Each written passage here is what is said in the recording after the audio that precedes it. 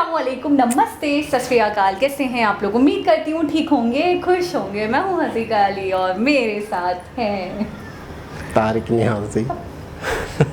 अस्सलामुअलैकुम, नमस्ते, सत श्री अकाल। उम्मीद करता हूँ ठीक होगा, खुश होंगे। आपने तो उनके 3 बच्चे क्या सुन लिया? आप तो सदमे में चले गए। क्या हुआ, कोई मसला है आपको? नहीं, उम्मीद करता हूँ तो उम्मीद करते हैं, मैं भी उम्मीद करता हूँ कि मैं खुश रहूँ, ठीक रहूँ, सब खुश रहें, ठीक रहें। तो आज की हमारी वीडियो है, आज की हमारी वीडियो में बहुत ही इंटरेस्टिंग ट्रेंड से रिलेटेड से स्टार्ट करते हैं अपनी वीडियो को। Let's start. ओके गाइस, तो वीडियो का टाइटल है RRTS ट्रेन प्रोजेक्ट। से स्टार्ट करते हैं वीडियो को। दिल्ली देश की राजधानी है। राजधानी के आसपास के इलाके, जिन्हें हम सैटेलाइट इलाके या फिर कहें कि NCR रीजन कहते हैं, दिल्ली के आसपास के इलाके वाले शहर जैसे गुड़गांव, फरीदाबाद, नोएडा, गाजियाबाद जैसे रीजन, जहां हर रोज लोग हजारों की संख्या में एक दूसरे शहर से काम करने जाते हैं। यही कारण है कि यहाँ पर रोज की ट्रैफिक देखने को मिल जाता है।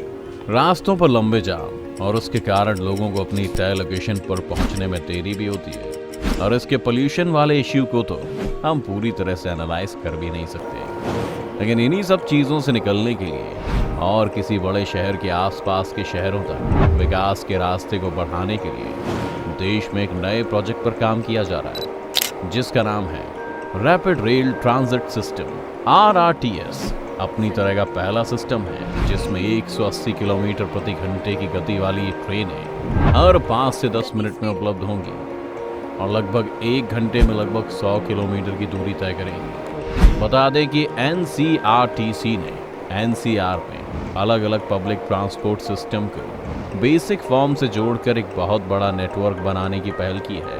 ये प्रोजेक्ट बेसिकली मेट्रो सिटीज में ट्रैफिक की बढ़ती समस्या को दूर करने के लिए और दूर से आने वाले ट्रैवलर्स के लिए एक safe and secure way of travelling को बनाने के लिए तैयार किया जा रहा है। अब ये बढ़ती ट्रैफिक की समस्या को कैसे दूर करेगा, पहले वो समझते हैं। तो इस ट्रेन सिस्टम में होगा कुछ यूं कि ये बड़े शहर के आसपास के छोटे शहरों को एक ट्रेन लाइन से जोड़ेगा, जिस पर दूर से आने वाले ट्रैवलर बड़ी आसानी से अपनी जगह पर पहुंच जाएंगे।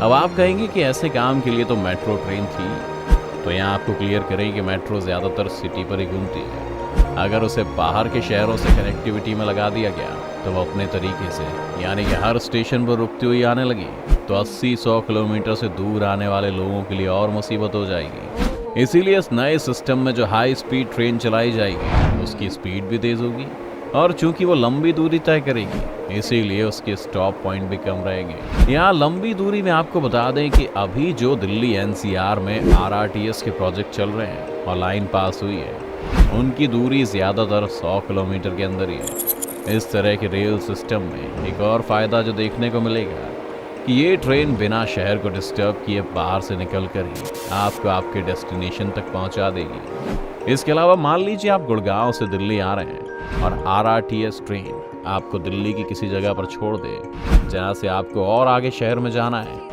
तो आप परेशान हो जाएंगे। इसलिए कई जगहों पर मेट्रो स्टेशन के साथ भी इसका मर्जर किया जा रहा है, जिससे कनेक्टिविटी के नाम पर आप तुरंत शहर के किसी भी कोने में पहुंचने के लिए मेट्रो का सहारा बड़ी आसानी से ले सकते हैं। RRTS स्टेशंस का जहां भी संभव हो metro stations, railway stations, bus depot के साथ यूनियन कराया जाएगा। अब अगर इस प्रोजेक्ट की शुरुआत की बात करें तो इंडिया में सबसे तेजी से बनने वाले प्रोजेक्ट्स में से एक है। इसकी शुरुआत 2019 में प्रधानमंत्री श्री नरेंद्र मोदी ने की थी, जिसके बाद ये अंदाजा लगाया जा रहा है कि 2025 तक पूरी दिल्ली बाकी के NCR रीजन से इस रेल प्रोजेक्ट के थ्रू कनेक्ट हो जाए। लेकिन जो प्रोजेक्ट सबसे पहले खत्म होगा वो दिल्ली से मेरठ तक बनाई गई 82 किलोमीटर लंबी रेल लाइन होगी, जिसमें कुल 14 स्टेशन होंगे और जिस पर एक हाई स्पीड ट्रेन जिसकी रफ्तार करीब 180 किलोमीटर पर आवर होगी। अब ये प्रोजेक्ट इतनी तेजी से कैसे चल पा रहा है, उसकी भी एक वजह है। वो ये है कि ये ट्रेडिशनल कंस्ट्रक्शन से बिल्कुल हटके है। इस प्रोजेक्ट को बनाने में एक नई तकनीक का इस्तेमाल हुआ है, जिसका नाम है प्रीकास्ट। ये तकनीक इस प्रोजेक्ट के लिए ज़रूरी क्यों है, इसे जानने से पहले जानना ज़रूरी है कि आखिर प्रीकास्ट तकनीक होती क्या है। NCRTC ने दिल्ली, गाजियाबाद और मेरठ के बीच 10 प्री कास्टिंग यार्ड्स बनाए हैं, जहां पर प्रोजेक्ट के निर्माण से जुड़े पार्ट्स के साथ साथ तैयार किया जाता है। इसके बाद क्रेन और ट्रक्स की मदद से इन हिस्सों को सीधे साइट पर ले जाकर जोड़ दिया जाता है। इसके लिए पूरे कंस्ट्रक्शन एरिया में 20 लॉन्चिंग गैंट्री का इस्तेमाल किया जा रहा है। ये लॉन्चिंग गैंट्री वायडक्ट तैयार करने का काम कर रही हैं। आरसीसी ड्रेन, वाटर हार्वेस्टिंग पिट जैसे सपोर्टिंग कामों को भी प्री कास्ट के रूप में डिजाइन किया गया है, क्योंकि कंस्ट्रक्शन से जुड़े हुए हिस्से लगातार साथ ही तैयार हो रहे हैं। इसलिए प्री कास्ट तकनीक जो तेजी से कंस्ट्रक्शन में सही साबित होती है। इसके अलावा कंस्ट्रक्शन एरिया के आसपास जगह भी कम गिरती है। जहां जहां काम होता जा रहा है वहां से सड़क से बैरिकेड्स हटा दिए गए। इन अत्याधुनिक RRTS ट्रेनों में एर्गोनोमिक रूप से डिजाइन की गई 2x2 ट्रांसवर्स कुशन सीटिंग है। और जैसा कि हमें पता है कि ऐसी ट्रेन्स में बैठ के जाने वाले लोग वही होते हैं जिनकी किस्मत होती है। इसलिए ट्रेन में खड़े होने के लिए एक्स्ट्रा स्पेस दिया गया है। इसके अलावा दूरी ज्यादा होने के कारण इसमें एक लगेज रैक भी लगा है, जो बाकी CCTV कैमरे, लैपटॉप, मोबाइल चार्जिंग सुविधा, dynamic route map, auto control ambient lighting system, heating, ventilation और एयर कंडीशनिंग सिस्टम जैसी सुविधाएं होंगी। एयर कंडीशन IRTS ट्रेनों में स्टैंडर्ड के साथ साथ महिला यात्रियों के लिए रिजर्व एक कोच और प्रीमियम क्लास का कोच होगा। खैर, इसके अलावा इस प्रोजेक्ट में जो सबसे बड़ी चीज साधने की कोशिश की जा रही है कि राजधानी पर लोगों का भार कम हो। यानी कि अगर मेरठ, गाजियाबाद, गुड़गांव जैसे शहरों में रहने वाले इंसान को नियमित समय पर दिल्ली, जहां वो काम करने के लिए जाने वाला है, वहां वो पहुंच जाता है, तो उसके लिए घर से आना जाना बेहतर रहेगा। इससे दिल्ली में प्रवासियों की संख्या कम होगी। इसके अलावा इस भार को कम करने में लोग भी आगे आएंगे, क्योंकि अगर उन्हें इन आसपास के इलाकों में सस्ती जगह रहने को मिल जाएगी तो वो दिल्ली जैसे शहर में भागा दौड़ी से खुद को अलग करने के लिए इन्हीं शहरों में शिफ्ट हो जाएंगे। इस तरह से देखा जाए तो ये प्रोजेक्ट अगर दिल्ली NCR में सफल होता है तो इसे बाद में देश के अन्य बड़े शहरों जैसे मुंबई, बैंगलोर, कोलकाता में भी लाया जा सकता है। खैर, आगे क्या होता है ये तो देखने वाली बात है, लेकिन फिलहाल सरकार दिल्ली के ट्रैफिक को कंट्रोल करने के लिए लगातार ऐसे प्रयास कर रही है। आपको क्या लगता है, क्या ये प्रोजेक्ट ट्रैफिक की समस्या को पूरी तरह से दूर कर पाएगा? आप अपनी राय हमें कमेंट बॉक्स में बता सकते हैं। अगर आज की वीडियो आपको पसंद आई हो तो इसे लाइक करने के साथ साथ अपने दोस्तों और रिश्तेदारों के साथ शेयर जरूर कर दें। अगर आप ये वीडियो YouTube पर देख रहे हैं तो चैनल को सब्सक्राइब करके बेल आइकन दबा दें। और अगर Facebook पर आप ये वीडियो देख रहे हैं तो Facebook पेज को जल्दी से लाइक करें। फिलहाल के लिए इतना ही। अभी के लिए दीजिए हमें इजाजत। आपसे मुलाकात होगी अगली वीडियो में। शुक्रिया। जी जनाब।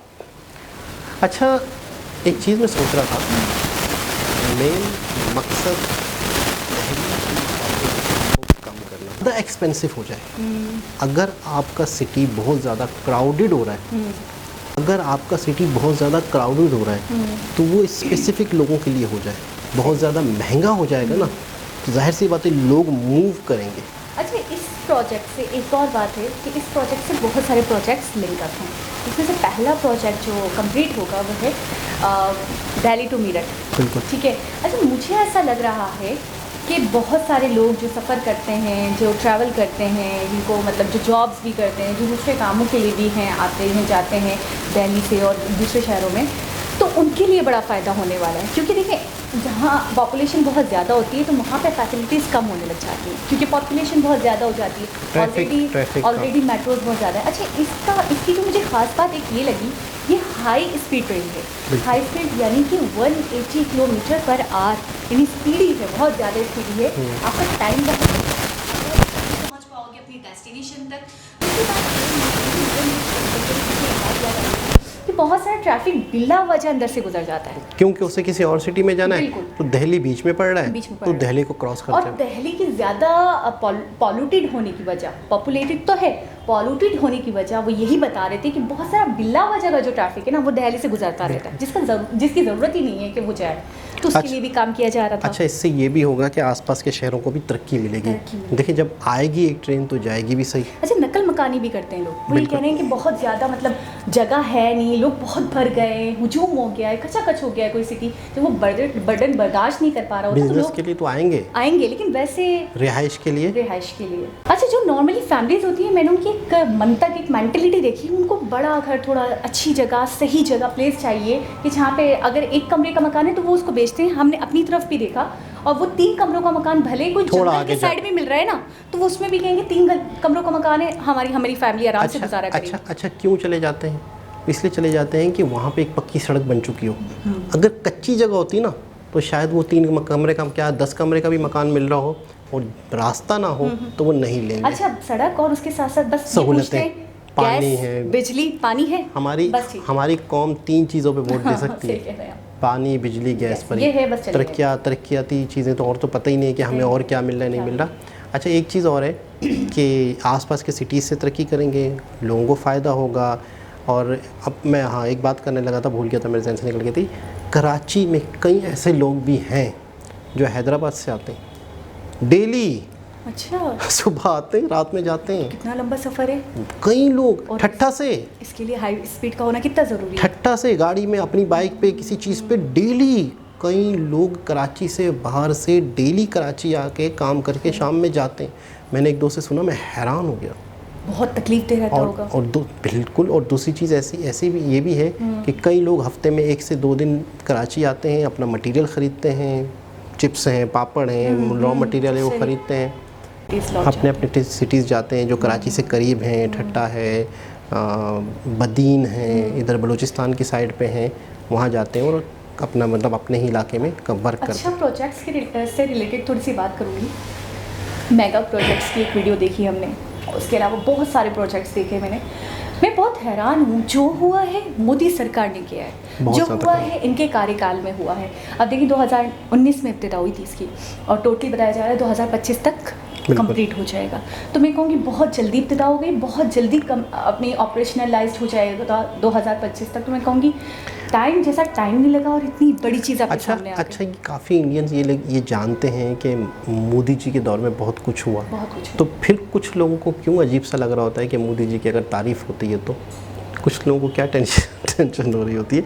अगर वाकई हुआ है, उनके दौर में ही सब कुछ हुआ है, दिख भी रहा है। अच्छा, पता है, ज़्यादा दुख या तकलीफ मैं वैसे उस तरफ आना नहीं चाहती थी, बट आपने अब बात छेड़ दी, अब आपने मेरे ज़ख्म कुरेद दिए हैं, तो अब मैं जवाब दूँगी। अच्छा, जिनके लिए आप कह रही हो, नाम तो नहीं लेते? ले कोई मसला नहीं है, वो क्या टेंशन, बस छोड़ दें, समझ गए होंगे आप भैया। अच्छा जी, अब आपकी एक होता है किसी को बटरिंग करना, एक होता है आपकी रियल इंटेंशंस का होना, कि आप वाकई उसके बारे में वही सोचते हो। अगर आपकी रियल इंटेंशंस को कोई इक्वालिटी दे दे चापलूसी की, अदर हैंड कुछ ऐसे नहीं है, लेकिन कुछ ऐसे हैं कि वो इतनी अपना है कि आपने खाना खाया, डिनर किया, तारीखाई कैसे हैं, आप कैसी हैं, आइए ना कभी हम आपको घुमाएंगे, ये करेंगे, वो करेंगे, हम गिफ्ट देना चाहते हैं। अरे आपका प्यार ही बहुत है, गिफ्ट की कोई ज़रूरत नहीं है। कैलाश दास, उनका नाम ले लेती हूँ, कल रात में मेरे पीछे लग गए कि जी मुझे नहीं पता, आप मुझे बताएं मैं गिफ्ट कैसे सेंड करूँ। मैं 3 गिफ्ट लेके बैठा हूँ, एक तारीख जी के लिए, एक आपके लिए और एक आप कैमरा वुमेन के लिए। ये आप लोगों की बहुत मोहब्बत है, बहुत खुशी होती है। अच्छा, गिफ्ट की जब जिक्र हुआ या किसी भी चीज़ का जिक्र होता है, जिस तरीके से आप प्यार भरे मैसेज करते हो, यही बहुत है, यकीन करें ये बहुत है। असल में गिफ्ट से क्या होता है, गिफ्ट से एक अहमियत का अंदाज़ा होता है कि यार आप हमें अहमियत दे रहे हो, आप हमसे प्यार कर रहे हो। तो गिफ्ट के अंदर तो कुछ भी है, लेकिन आप लोगों ने हमें इज्जत दी, ये एक रिस्पेक्ट होती है, तो इसकी बहुत ज़्यादा खुशी होती है। बोलना ही आप लोगों का काफ़ी है। हाँ, रिस्पेक्ट से बड़ा गिफ्ट तो कोई नहीं होता। अच्छा, मैं एक और चीज़ बोलना चाहूँगी, जो पॉजिटिव कमेंट्स आते हैं, जो पॉजिटिव रहते हैं, जो प्यार करते हैं, उनका प्यार इतना ज़्यादा हावी है ना कि जो नेगेटिव करते हैं, जिनकी नेगेटिव वाइब्स होती हैं, तो वो मैं ऑटोमेटिक इग्नोर कर देती हूँ। अभी भी मैं बात नहीं निकालना चाह रही थी, बट आपने छेड़ दिया टॉपिक, तो मैंने आपको बता दी थी। जिनकी वजह से ये बात छिड़ी है, तो समझ रहे हो ना आप, समझ रहे हो ना। तो दोबारा किसी और वीडियो से आपसे मुलाकात होगी, जब तक के लिए अल्लाह हाफ़िज़। आज आप